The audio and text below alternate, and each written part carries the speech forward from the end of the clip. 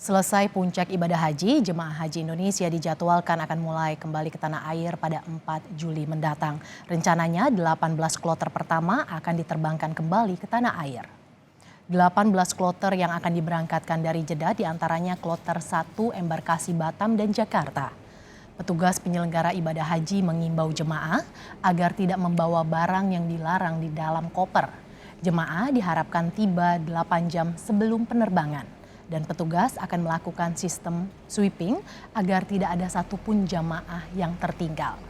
Setiap jemaah Indonesia dipastikan mendapat air zam-zam 5 liter yang akan dibagikan di embarkasi di tanah air. Karena kepulangan jemaah haji Indonesia akan dimulai pada tanggal 4 Juli sebanyak 18 kloter.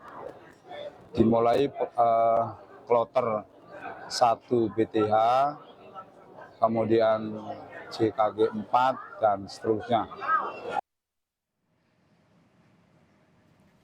Kita langsung bergabung dengan jurnalis Kompas TV, Saudara Syananto Nurdin di Mekah, Arab Saudi. Assalamualaikum Syananto, apa kegiatan para jemaah Indonesia saat ini jelang kepulangan ke tanah air, Syananto? Waalaikumsalam warahmatullahi wabarakatuh. Mercy dan saudara, dapat saya informasikan bahwasanya jemaah haji asal Indonesia saat ini tengah menjalankan tawaf wada atau tawaf perpisahan, di mana jemaah haji ini dibolehkan mengelilingi Ka'bah sebanyak 7 kali tanpa menggunakan kain ihram. Tawaf wada ini sendiri tujuannya adalah sebagai bentuk salam perpisahan kepada rumah Allah dan kota Mekah yang hendak meninggalkan kota Mekah, Arab Saudi.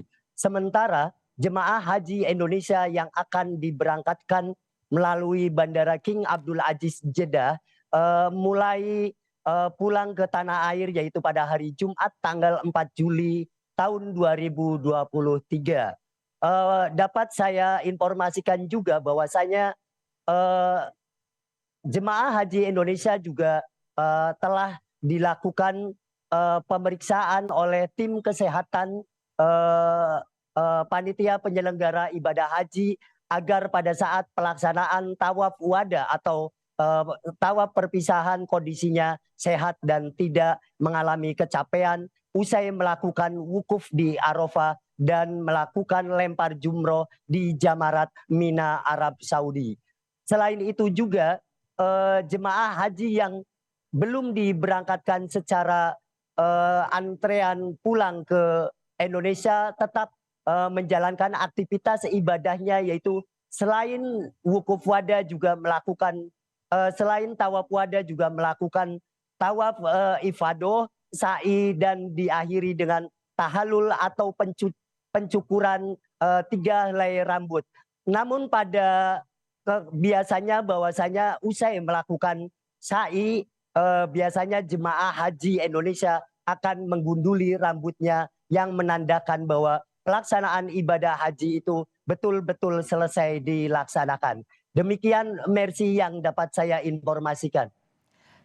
Syananto, tadi Anda menjelaskan bahwa ada pemeriksaan kesehatan yang dilakukan. Lantas bagaimana kondisi kesehatan jemaah haji di sana, Syananto?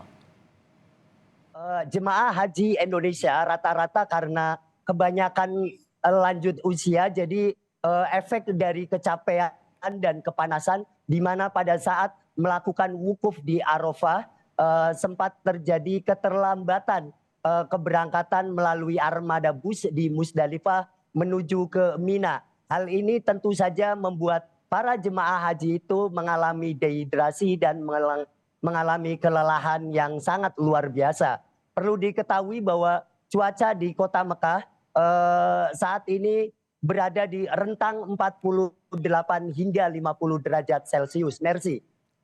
Syananto, kepulangan jemaah haji akan mulai dilakukan pada 4 Juli mendatang. Lantas bagaimana nantinya pergerakan jemaah haji dari Tanah Suci untuk kembali ke tanah air?